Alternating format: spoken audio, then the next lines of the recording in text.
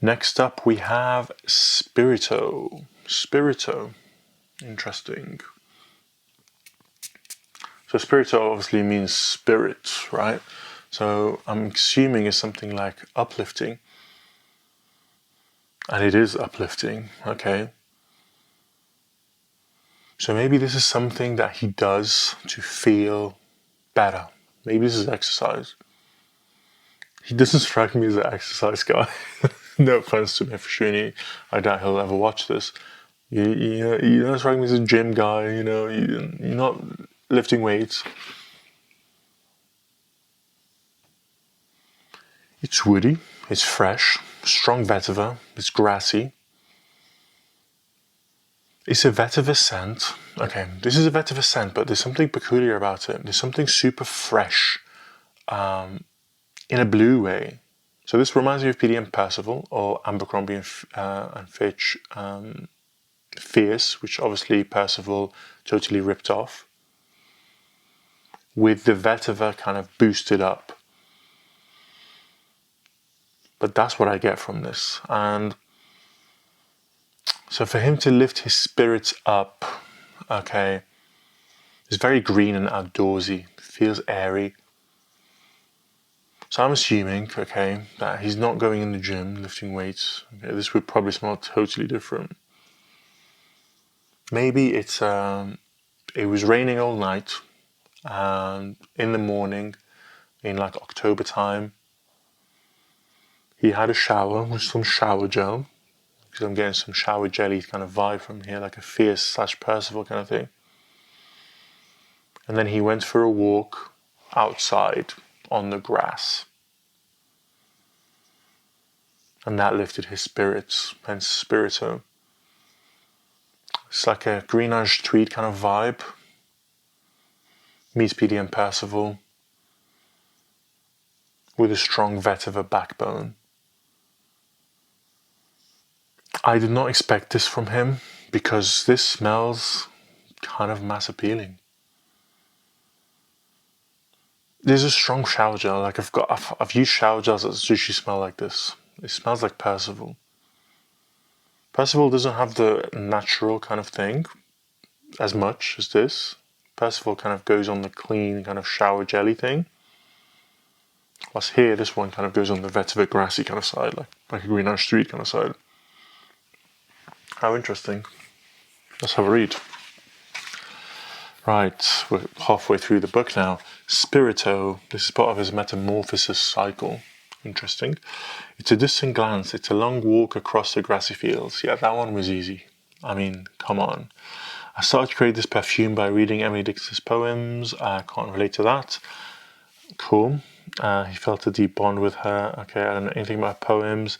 Let's move on. I tried to imagine the places where she loved to walk, and from there I started like a long run in a grassy field in the summer wind, listening to nature and breathing the freedom of my spirit. Okay, summer wind.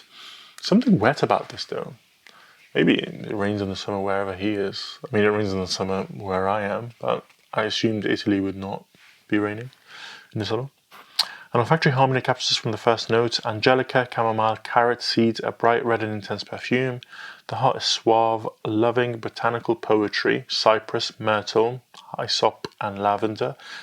Botanical poetry is definitely very fitting of this perfume. I approach the woods, and like a poetic and olfactory mirage, I smell the immortal note of cedar, vetiver, guaiacum, is that guaiacwood, elemi, and tonka bean. Okay, cool.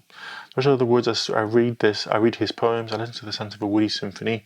Spirit represents a spiritual bond between man and nature, between spirit and poetry. Then there's a quote: "Dear Emily, in your poetry, my mind was set free in a place never seen. I found peace to tell me the whole truth and experience far away from everything." I'm intrigued whether others get the Percival / Fierce kind of comparison. But yeah, it's very much like that to me. But yeah, I definitely get it's not a basic vetiver. There's definitely a lot of vetiver here, and it's becoming more rooty and deep. But that opening had such a freshness that it literally took me to that different direction. But we got to bang on. It's a walk in a grassy field, and he's kind of uplifting. He's finding his spirits raised. This one's nice. Totally wearable. Probably the only, so far, one you could potentially signature scent with tremendous ease. Super wearable. So fair enough. It's a good perfume. Probably the least inventive. Probably the least...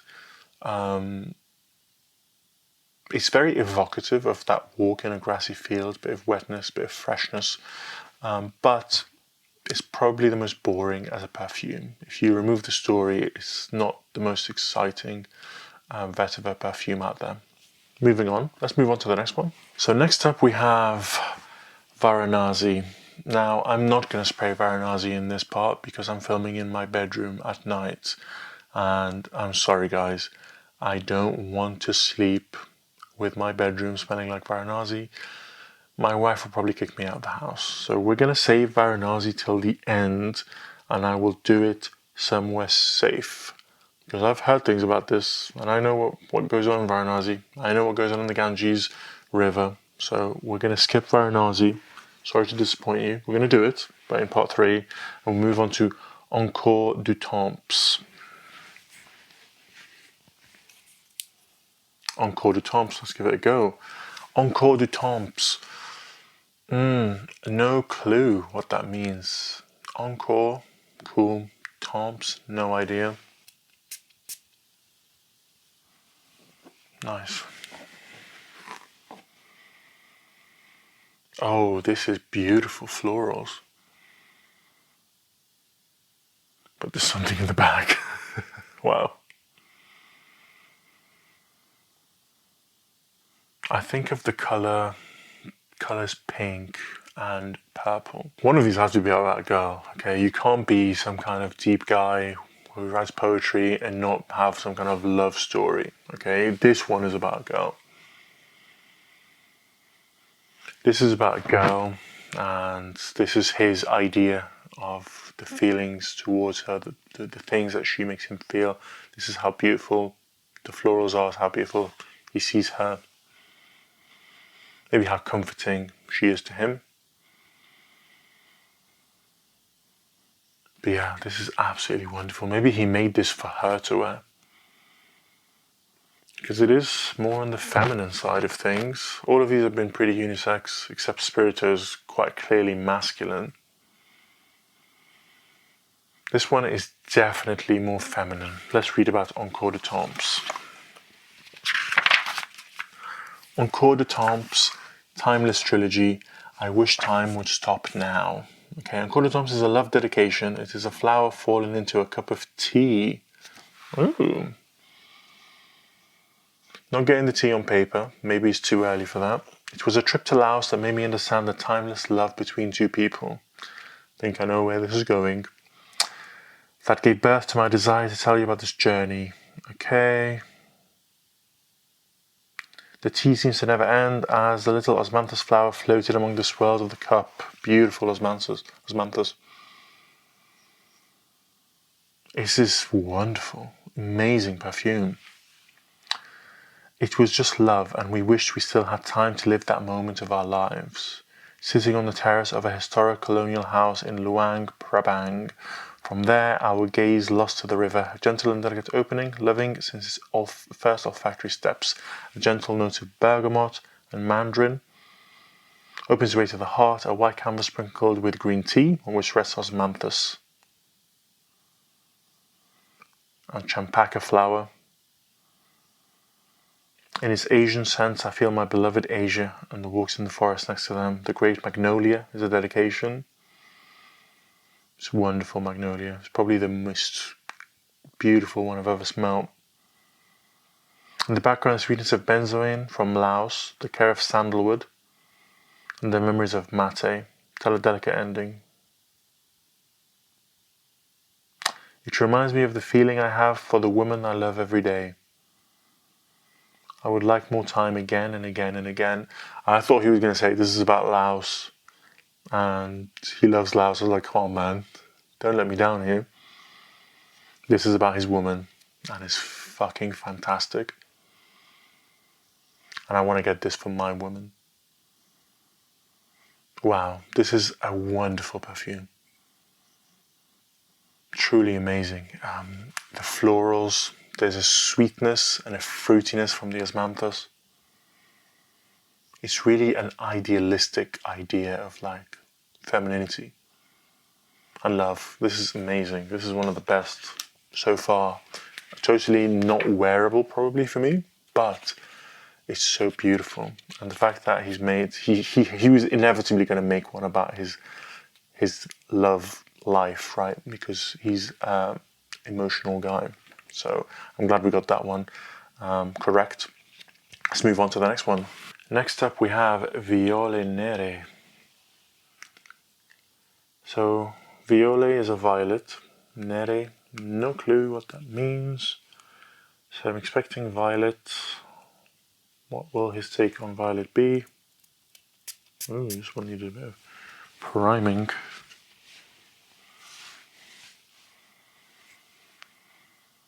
Extremely powdery.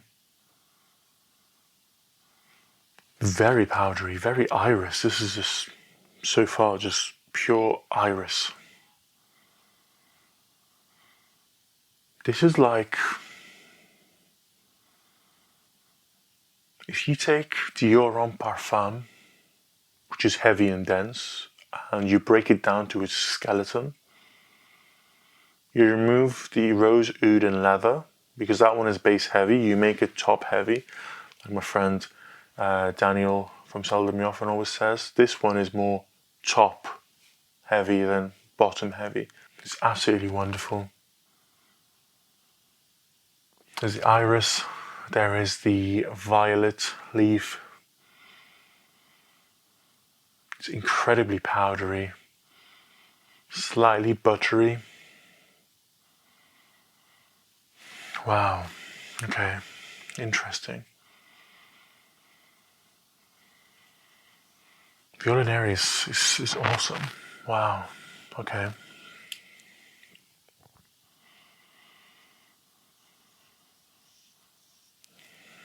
Wow, what am I getting from this?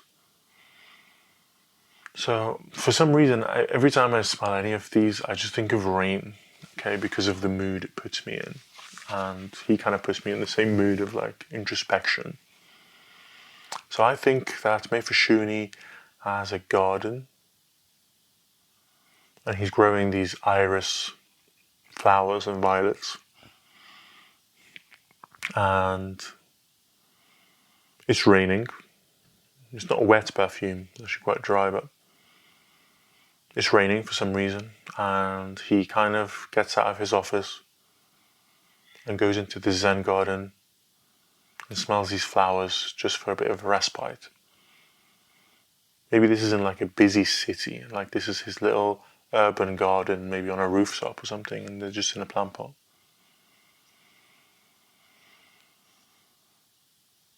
It's a sense of reflection. Maybe he's sat and he's kind of going through the day before the sun sets and thinking about, how things could have gone better or worse.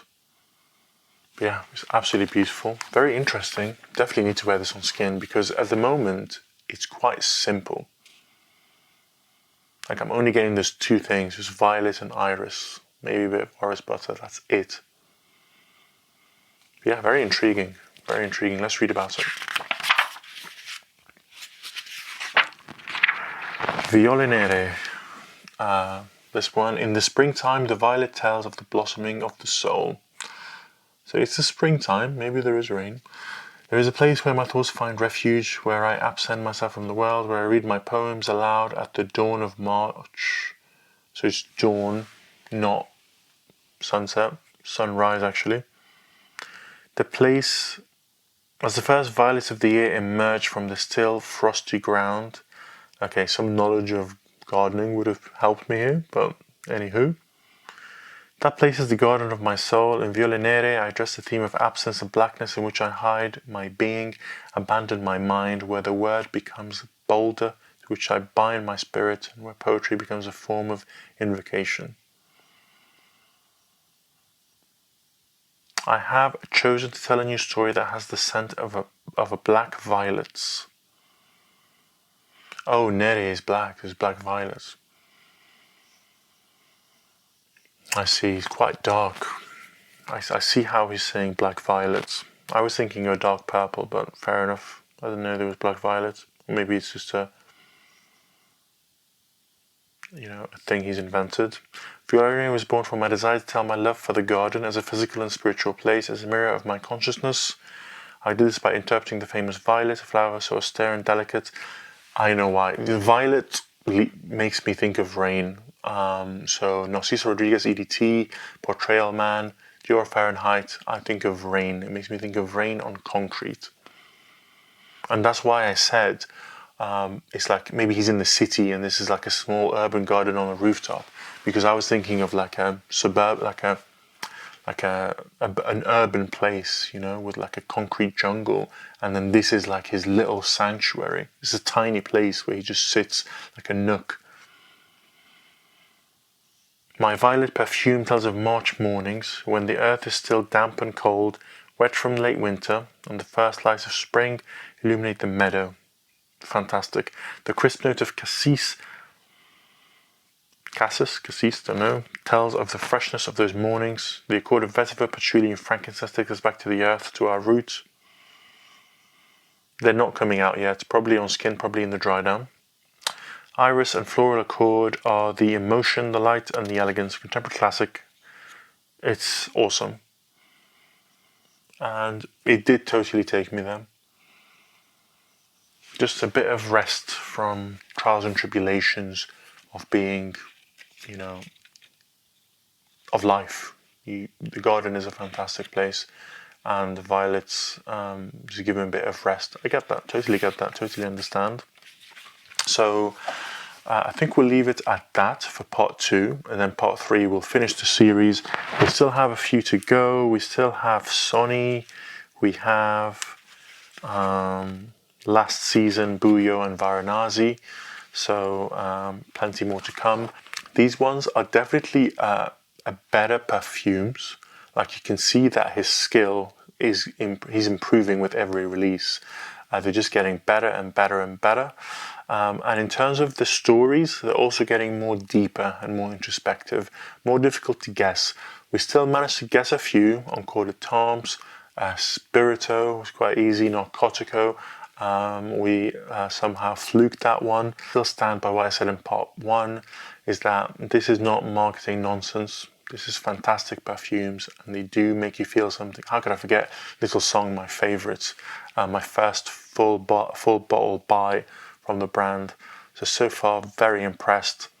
I love Meo Fusciuni, and I'm excited to smell his last 4 releases, which should hopefully be his best work. So we'll see you guys in the final part 3, next time. Thank you very much for watching.